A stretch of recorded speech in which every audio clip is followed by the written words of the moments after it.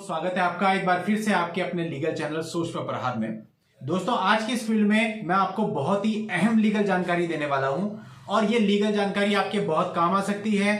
पूरा वीडियो देखेंगे तो आपको आपके मुकदमों में राहत भी मिल सकती है। आपको पता चल जाएगा कि आपको किस तरह से कार्य करना है और हो सकता है कि अगर आप गलत ट्रैक पे हैं तो आप अपना ट्रैक भी चेंज कर लें। इसलिए दोस्तों, वीडियो को स्किप बिल्कुल नहीं करना है, सारी बात को बहुत ध्यान से सुनना और समझना है ताकि आप इन चीजों को अपने केस में इंप्लीमेंट भी कर सको और इसका फायदा भी उठा सको।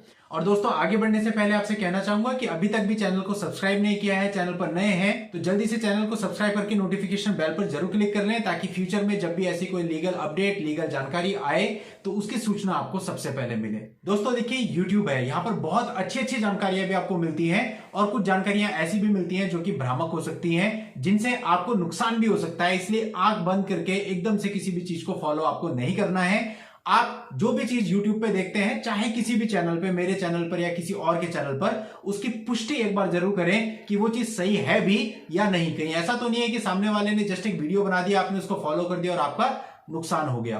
तो इसलिए दोस्तों, पहले आप उसकी पुष्टि करें, पुष्टि करने के बाद ही उसको प्रैक्टिकली इंप्लीमेंट करें। अभी दोस्तों देखो, YouTube पे होता क्या है, जनरली यदि किसी का कोई वीडियो चल जाता है, उस पर लाखों या मिलियंस में व्यू आ जाते हैं, तो दूसरे जो क्रिएटर होते हैं वो सेम टॉपिक पर वीडियो बनाने लग जाते हैं कि हम भी अगर इस टॉपिक पे वीडियो बनाएंगे तो हमारी वीडियो भी चल जाएगी।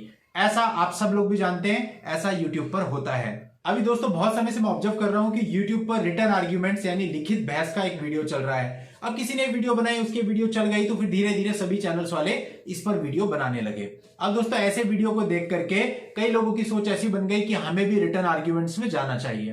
तो दोस्तों, रिटन आर्ग्यूमेंट्स पर मेरे व्यू क्या है, मेरे हिसाब से प्रैक्टिकल वो कहां पर स्टैंड करता है, वो सारी चीज मैं आपको बताऊंगा कि रिटन आर्ग्यूमेंट से आपको क्या फायदा मिलता है, क्या नुकसान हो सकता है, सारी चीजें। और अगर आपको रिटन आर्ग्यूमेंट्स में जाना है तो आप कैसे जाएंगे, आपको पूरी जानकारी रिटन आर्ग्यूमेंट्स के बारे में मैं आपको देने वाला हूं।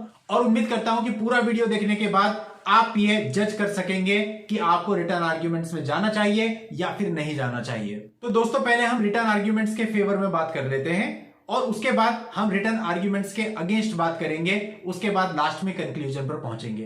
तो दोस्तों, यदि हम रिटर्न आर्ग्यूमेंट्स के फेवर में बात करें तो सबसे बड़ी चीज ये है कि अगर आप रिटर्न आर्ग्यूमेंट्स देते हैं तो रिटर्न में चूंकि वो जाता है तो वो ऑन रिकॉर्ड रहता है, यानी कि कोर्ट के पास वो ऑन रिकॉर्ड चीजें सारी आ जाती हैं जो भी आपने बोली। और वर्बल आर्ग्यूमेंट के केस में वो चीजें ऑन रिकॉर्ड नहीं होती हैं। उसको जज हालांकि अपने रेफरेंस में मेंशन करता है जो भी आपके वकील साहब ने बोला है या दूसरी पार्टी के वकील साहब ने बोला है, लेकिन जब आप रिटर्न आर्ग्यूमेंट देते हैं तो बिल्कुल जैसा जैसा आपने लिखा है वो एज इट इज ही रिकॉर्ड पर आ जाता है। तो इसलिए रिटर्न आर्ग्यूमेंट्स अच्छा होता है, बेहतर होता है, क्योंकि अगर आपको अपर कोर्ट में जाना पड़ा तो वो ऑन रिकॉर्ड चीजें ही वहां से तलब की जाएंगी, वो अपर कोर्ट के सामने भी एज इट इज आर्ग्यूमेंट्स आ जाएंगे। दूसरा दोस्तों फायदा ये होता है, कुछ लोग ऐसे होते हैं जो कि अपने वकील साहब से सेटिस्फाइड नहीं हो पा रहे हैं, वो चाह रहे हैं कि अब मैं आर्ग्यूमेंट्स किससे कराऊं, मैं खुद भी नहीं कर सकता और वो अपने वकील साहब से भी कराना नहीं चाह रहे हैं, तो ऐसे केस में फंस जाते हैं। तो ऐसे केस में वो रिटर्न आर्ग्यूमेंट दे सकते हैं, क्योंकि खुद कोर्ट के अंदर खड़े होकर बोलने के लिए आपको कॉन्फिडेंस भी चाहिए और आपको लीगल जानकारी भी होनी चाहिए। तो यदि वो आपके पास नहीं है और आपको आर्ग्यूमेंट सबमिट करने ही है तो आप रिटर्न आर्ग्यूमेंट्स आपके लिए बेहतर विकल्प हो सकता है। अब दोस्तों, बात कर लेते हैं कि रिटर्न आर्ग्यूमेंट से आपको नुकसान क्या होते हैं। यानी कि यदि आप रिटर्न आर्ग्यूमेंट्स देते हैं कोर्ट के अंदर तो कहीं ऐसा तो नहीं है कि उस रिटर्न आर्ग्यूमेंट्स देने की वजह से आपके केस में आपको फायदे की जगह नुकसान हो जाए। अब दोस्तों, इसमें होता क्या है कि जब आप रिटर्न आर्ग्यूमेंट्स कोर्ट में देते हैं तो आप वहां पे किसी भी तरह की वर्बल बहस नहीं करते हैं, आप बस एक पेपर सबमिट कर देते हैं, कोर्ट उसको रख लेती है। अब दोस्तों देखिए, बहुत सारी चीजें ऐसी होती हैं जो कन्विंसिंग पर होती हैं। अच्छा, इसको एक एग्जांपल से, एक उदाहरण से समझ लेते हैं। हमारे यहाँ पर सनी देओल साहब, अमिताभ बच्चन, राजकुमार साहब, इनके डायलॉग इतने फेमस हैं कि आज तक बच्चे बच्चे को, हर जनरेशन को पता है, याद है, रटे हुए हैं। अब दोस्तों, ऐसे में आप सोचिए कि यदि सनी देओल साहब का तारीख पे तारीख डायलॉग रिटर्न में हमारे सामने होता तो आज कितने लोग उनके फैन होते। उनके फैन लोग इसलिए हुए कि वो तारीख पे तारीख जो उन्होंने बोला वो कोर्ट के अंदर खड़े होकर के बोला, और जो मुद्रा थी, जो एक्सप्रेशन था, जो बोलने का तरीका था, लोग उनके कायल हो गए और उनका वो डायलॉग आज तक याद किया जाता है। इसी तरह से दोस्तों राजकुमार साहब और इसी तरह से अमिताभ बच्चन साहब, उनके डायलॉग्स लोग आज तक याद करते हैं और दोहराते हैं, बोलते हैं। लेकिन अगर इन सारे लोगों ने अपनी ये सारी डायलॉगबाजी रिटर्न में की होती तो मैं नहीं मानता कि आज 10% भी इन लोगों के फैंस होते जो करंट टाइम पर हैं। उसके 10% भी फैंस आज नहीं होते और ना ही उसका कोई इंपैक्ट ऐसा होता कि आज हम उन चीजों को दोहरा रहे होते, याद कर रहे होते। तो कहने का मतलब मेरा कुल इतना है कि जब आप किसी जज के सामने खड़े होते हैं और वहां पर अपना प्रेजेंटेशन देते हैं, यानी कि आप कोर्ट को कन्विंस करते हैं तो उसकी एक छाप जो होती है वो जज के दिल पे और दिमाग पे दोनों जगह पे पड़ती है। और कई बार ऐसा होता है कि पेपर में सामने लिखा हुआ है सब कुछ, लेकिन जज साहब का ध्यान नहीं जा रहा है, और ध्यान जा भी रहा है तो उसको बहुत ज्यादा कंसिडर नहीं कर रहे हैं। लेकिन जब वकील साहब खड़े होकर बार बार ऐसे मुट्ठी ठोक के एक ही बात पे बोलते हैं ना, तो जज साहब को भी मानने को मजबूर होना पड़ता है। उनका ध्यान भी वहां पे जाता है कि यार बंदा बोल क्या रहा है, और उस चीज का फायदा आपको मिल जाता है। देखिए एडवोकेट्स अलग अलग हैं, कोई आपने देखा होगा एक ही काम के 5,000 लेता है, कोई 50,000 भी लेता है, और कोई सेम काम के 5 लाख भी लेता है, लेकिन फिर भी उसको 5 लाख रुपए देने के लिए लोगों की लाइन लगी रहती है। तो दोस्तों ये है क्या? ये वही चीज है आपकी प्रेजेंटेशन, क्योंकि उसको पता है कि अगर आपका मामला बिल्कुल जीरो भी है वो प्रेजेंट करके उसको खड़ा कर देगा और आपके फेवर में निकाल के ले जाएगा। तो दोस्तों वो प्रेजेंटेशन बहुत मायने रखती है। तो दोस्तों रिटर्न आर्ग्यूमेंट्स यदि आप देते हैं तो यहां पर आपको नुकसान मिल सकता है कि वहां पर कोई प्रेजेंटेशन नहीं है, जज साहब ने उसको पढ़ा, उनका ध्यान पर्टिकुलर पॉइंट पे गया नहीं गया, उन्होंने उसे कैसे कंसिडर किया कुछ नहीं पता, और वो उसके अकॉर्डिंग अपना जजमेंट दे देंगे। अपर कोर्ट में भी ये बात लागू होगी कि वहां पर भी जज साहब उसे जस्ट पढ़ेंगे और पढ़ने पर कितना कंसिडर करेंगे पता नहीं।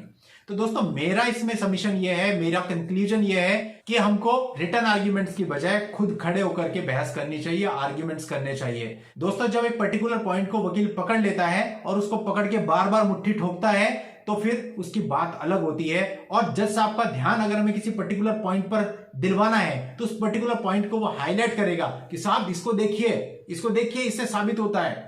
वो ध्यान उनका वहां पे जाएगा, वो उस चीज को कंसिडर करेंगे, फैसले आपके फेवर में हो जाएंगे। कई बार दोस्तों ऐसा भी होता है कि किसी केस में बिल्कुल भी दम नहीं होता, यानी कि पहले से पता होता है केस नहीं निकलेगा, लेकिन सामने वाला वकील कहता है कि मेरा कॉन्फिडेंस है, मैं निकाल के दूंगा। अब उसे कोई जादू की छड़ी नहीं घुमानी है, उसको जस्ट इतना पता है कि मैं कोर्ट को कन्विंस कर सकता हूं, और वो कन्विंस करके आपका मामला आपको निकाल के दे देता है। तो दोस्तों ये होता है टैलेंट। तो अगर आप रिटर्न आर्ग्यूमेंट्स में जाते हैं तो ये टैलेंट का जो फायदा है ये आपको नहीं मिल पाता है। तो इसलिए जो भी आपके वकील साहब हैं वो अगर उसको प्रेजेंट करते हैं, उनकी प्रेजेंटेशन अच्छी है, तो मेरे हिसाब से, मेरे पॉइंट ऑफ व्यू से वो ज्यादा बेहतर है। इसलिए अभी कई सारे हम जो वीडियो देख रहे हैं कि रिटर्न आर्ग्यूमेंट्स करिए आपकी जीत पक्की, तो मेरे हिसाब से ऐसा नहीं है। बाकी दोस्तों आपका फैसला है कि आपको कैसे जाना है। ये जस्ट मैंने इस चीज पर अपने व्यू रखे, क्योंकि मैं बहुत टाइम से देख रहा था इस तरह के वीडियोज आ रहे हैं, तो मैं भी चाहता था कि रिटर्न आर्ग्यूमेंट्स पर मेरे जो व्यू हैं वो मैं आप लोगों के साथ शेयर करूं। आप लोग मुझ पर इतना ट्रस्ट करते हैं, प्यार करते हैं, इसलिए हो सकता है कि आपको मेरी बात कहीं ना कहीं समझ आए और आप उसको फॉलो करें। दोस्तों अगर आप अपनी किसी पर्सनल समस्या के लिए मुझसे बात करना चाहते हैं तो उसके लिए इस वीडियो के नीचे डिस्क्रिप्शन में मेरा व्हाट्सएप नंबर दिया हुआ है। उस व्हाट्सएप नंबर पर व्हाट्सएप मैसेज करके आप अपनी अपॉइंटमेंट बुक करके मुझसे बात भी कर सकते हैं और मिल भी सकते हैं। नेक्स्ट वीडियो में नई लीगल जानकारी के साथ मैं आपसे फिर मिलता हूं। तब तक के लिए goodbye and thank you for watching. Take care.